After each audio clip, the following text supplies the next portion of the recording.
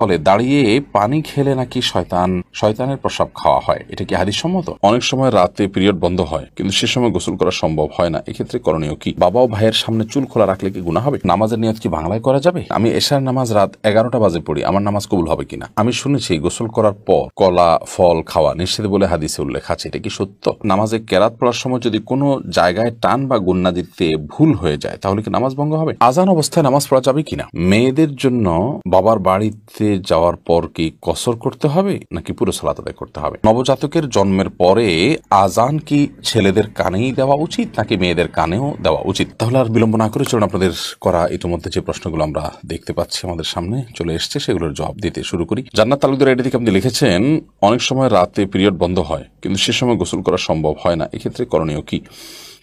আপনি পরবর্তী সালাতের ওয়াক্ত হওয়ার আগে আগে গোসল করে ফেলবেন। ওমর ফারুক আপনি লিখেছেন, আমি শুনেছি 3বার বিসমিল্লাহ পড়ে কাপড়ের কোনা ধুলে পুরো কাপড় পাক হয়ে যায়, এটা কি সঠিক?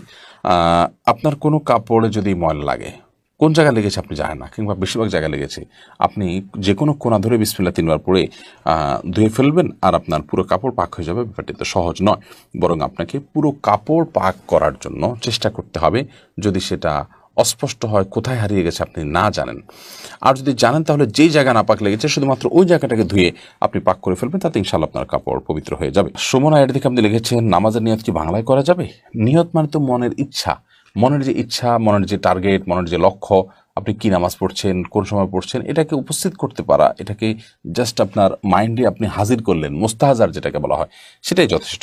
বাংলা আলাদা করে বা আরবিতে কোনো ভাষাতেই নিয়ত মুখে উচ্চারণ করার দরকার নেই। নাজিম আহমেদ শুভ্র এআইডি থেকে আপনি লিখেছেন, আমার বাবা আমার মায়ের মোহর পরিশোধ না করে মারা গেছেন, এখন কি আমি আমার বাবার পক্ষ হয়ে মোহরের অর্থ আম্মাকে দিতে পারবো? হ্যাঁ ভাই শুভ্র, অবশ্যই আপনি আপনার বাবার হয়ে আপনার মাকে মোহরের অর্থ দিতে পারবেন। এবং এই মাসআলাটি আমরা অনেকে জানি না যে যদি কোনো মানুষ জীবদ্দশায় তার স্ত্রীকে মোহর না দিয়ে মারা যান, তাহলে তার মৃত্যুর পর তার যে পরিত্যক্ত সম্পদ আছে সেখান থেকে তার যে ঋণগুলো পরিশোধ করা হবে, তন্মধ্যে থেকে তার মায়ের যে মোহর বাবদ প্রাপ্য টাকা সেটাও কিন্তু পরিশোধ করতে হবে, অর্থাৎ সেটাও ঋণের মধ্যে থাকবে। এমনি আব্দুল্লাহ আপনি লিখেছেন, আমি এশার নামাজ রাত 11টা বাজে পড়ি, আমার নামাজ কবুল হবে কিনা?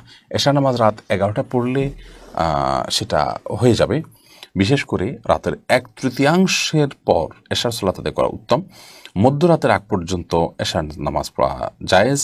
মধ্যরাতের পরে যদি কেউ ভোরাতেও পড়ে তাহলে সেক্ষেত্রে সেটাও জায়েজ হতে পারে নিরুপায় ব্যক্তির জন্য। সচরাচর কোনো ওজর ছাড়া মধ্যরাতের পর পর্যন্ত এশাকে নিয়ে যাওয়া উচিত নয়। এখন এই মধ্যরাতটা কয়টা বাজে হবে এটা আপেক্ষিক বিষয়, কোনো মৌসুমে কোনো দেশে এক সময় হতে পারে, অন্য দেশে আরেক সময় হতে পারে। আমাদের দেশে শীতকালে মধ্যরাত এক সময় হয়, গরমকালে আরেক সময় হয়, কারণ গরমকালে রাত ছোটো থাকে, শীতকালে রাত অনেক বড় থাকে।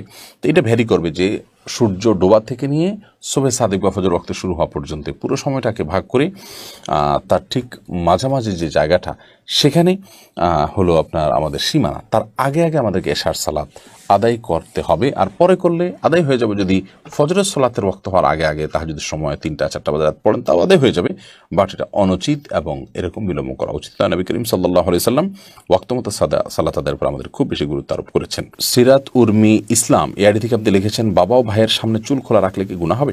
না, বাবা বা ভাইয়ের সামনে চুল খোলা রাখলে মেয়েদের জন্য গুনাহ হবে না। নিয়ামতুল্লাহ আপনি লিখেছেন, আজান অবস্থায় নামাজ পড়া যাবে কিনা? আজান চলাকালীন নামাজ পড়লে কোনো অসুবিধা, নামাজ হয়ে যাবে।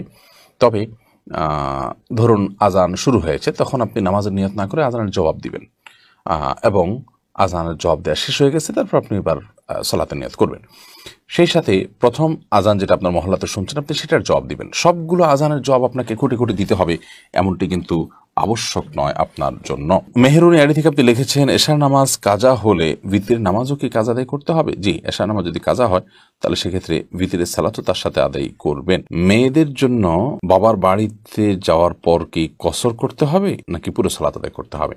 দেখুন, মেয়েরা বিবাহের পর স্বামীর সংসারে যখন চলে আসেন, এটাই তাদের বাড়ি, এটাই তাদের ঠিকানা, এটাই তাদের বসবাস।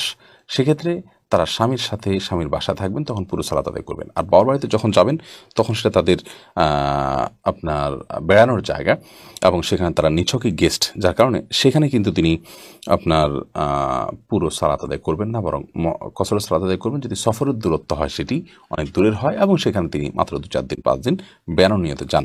আর যদি সেখানে তিনি বসবাস শুরু করেন বা সেখানে বসবাসের তার সুযোগ আছে, সন্তানের সেখানে থাকেন, অনেকে ঘর জমায় থাকেন, তাহলে সেখানে পুরো সালাত তিনি আদায় করবেন। আবু সাদাত এমনি সাইম আপনি লিখেছেন, আমি শুনেছি গোসল করার পর কলা ফল খাওয়া নিষেধ বলে হাদিসে উল্লেখ আছে, এটা কি সত্য?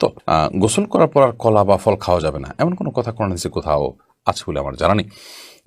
আপনি কলা বা ফল এটা যে কোনো সময় খেতে পারেন, অর্থাৎ আপনি স্বাভাবিক যে কোনো সময় খেতে পারেন, এমনকি গোসল করার পর খাবেন না, আগে খাবেন, সকালে খাবেন না, দুপুরে বিকালে খাবেন, সেটা একান্ত আপনার ব্যাপার। শরীয়তের এক্ষেত্রে তেমন কোনো বক্তব্য নেই। বিশেষ করে যে কথা বলা হচ্ছে এখানে যে গোসলের পর কলা খাওয়া ফল খাওয়া নিষেধ, এরকম কোনো কথা হাদিসে নাই। এটি যদি কেউ বলে থাকেন সেটি ভিত্তিহীন এবং মন গড়া। মোনালিসা মুন আপনি লিখেছেন, নবজাতকের জন্মের পরে আজান কি ছেলেদের কানেই দেওয়া উচিত নাকি মেয়েদের কানেও দেওয়া উচিত? নবজাতকের জন্মের পর আজান এটি ছেলে মেয়ে উভয়ের কানে দিবেন। আমরা অনেকে এক্ষেত্রে মনে করি শুধু ছেলেদের কানে দিতে হবে, না, উত্তর হলো ছেলে মেয়ে উভয়টির কানে দিতে হবে, এটি সঠিক। এবং আজান সম্পর্কে নবজাতকের কানে সপ্তম দিনে আজান, জন্মের পরে তাকে আজান দেওয়া, এই বিষয়টি বিভিন্ন হাদিস দ্বারা প্রমাণিত। যদি হাদিসের সনদগুলোকে মুহাদ্দিসরা অনেকে দুর্বল বলেছেন, কিন্তু সেটা আমলযোগ্য, এবং যার কারণে নবজাতকের শিশু তার কানে আজান দিতে হবে জন্মের পর, সেটি ছেলে হোক কিংবা মেয়ে হোক। যদি এটা ওয়াজিব নয়, কিন্তু দিলে সেটা ভালো মুস্তাহাব। এমনি সালমান আপনি লিখেছেন, নামাজে কেরাত পড়ার সময় যদি কোনো জায়গায় টান বা গুন্না দিতে ভুল হয়ে যায় তাহলে কি নামাজ ভঙ্গ হবে? সাধারণত মদগা গুন্নাতে ভুল হলেই নামাজ ভঙ্গ হয়ে যাবে, ব্যাপারটা এত সহজ নয়। তবে এটি কখনো কখনো হতে পারে এমন যে আপনার লাহানে জালি হয়ে গেল, যে মদ বা টেনে পড়া বা না পড়ার কারণে অর্থ বিকৃত হয়ে ভয়াবহ কোনো অর্থ দাঁড়ালো, যেটা কোরআনের উদ্দেশ্যের পরিপন্থী, তাহলে সেক্ষেত্রে লাহানের জালিটা নামাজ ভঙ্গের কারণ হতে পারে। আহসান হাবিব আপনি লিখেছেন, বিয়ের মহরানা কি ছেলের নিজের উপার্জিত হতে হবে নাকি ছেলে তার বাবা থেকেও নিতে পারবে? বিয়ের মহরানা এটা ছেলের উপার্জিত অর্থেই হতে হবে এমনটা আবশ্যক নয়, বরং তার বাবা থেকে সে চাইলে নিতে পারে। এবং আপনার বাবা যদি তার ছেলেকে মহারণার টাকা দেন, মা যদি দেন, কোনো বন্ধু বান্ধব যদি দেন, বা অন্য কেউ যদি তাকে হেল্প করেন, তাহলে সেটা তার জন্য নাজায়েজ বা গুনাহের কিছু হবে না, কারণ একজন আরেকজনকে গিফট উপঢৌকন দিতেই পারেন। বাকি এটি মূল আপনার কর্তব্য হলো, এটি আদায় করা কর্তব্য হলো ছেলের উপর। তাকে কেউ দিয়ে দিল যে ঠিক আছে তোমারটা আমি আদায় করে দিলাম, বা তোমাকে আমি টাকা দিলাম তুমি এটা দিয়ে আদায় করিও, সেটা জায়েজ হতে পারে। ইয়াসমিন খাতুন আপনি লিখেছেন, অনেকে বলে দাঁড়িয়ে পানি খেলে নাকি শয়তানের প্রসাব খাওয়া হয়, এটা কি হাদিস সম্মত? না ভাই, এটা হাদিস সম্মত কোনো কথা নয়। আমরা অনেক মন গড়া কথাবার্তা বানিয়ে নিয়েছি, যেগুলো হয়তো মানুষকে সংশোধন করার উদ্দেশ্যে কেউ বানিয়েছেন। যেমন দাঁড়িয়ে পানি করলে সেটা শয়তানের পেশাব খাওয়া হয়, নাউজুবিল্লাহ। তারপরে কেউ যদি শুয়ে শুয়ে বই পড়ে তাহলে সেক্ষেত্রে ক্ষতি হয় মুখটা। তারপরে বই পড়ে যদি কেউ পৃষ্ঠা খুলে রেখে যায় তাহলে শয়তান পড়ে ফেলে। এগুলো সব লোকমুখে প্রচলিত এবং বানোয়াট কথা, যেগুলোর কোনো ভিত্তি কোরআন হাদিসে কোথাও নেই। এগুলো যারা বানিয়েছেন হয়তো বা তারা এই জন্য বানিয়েছেন যে ধরুন দাঁড়িয়ে পানি খাওয়া তো আসলে স্বাস্থ্যের জন্য ভালো না, গলা আটকে যেতে পারে, আর শরীরের দৃষ্টিকোণ থেকে এটা ভালো জিনিস না। তো এই খারাপ কাজটা যাতে কেউ না করে সেজন্য একটু শক্ত করে একটা বানোয়াট কথা দিয়ে তাকে ভয় দেখাই দিলেন।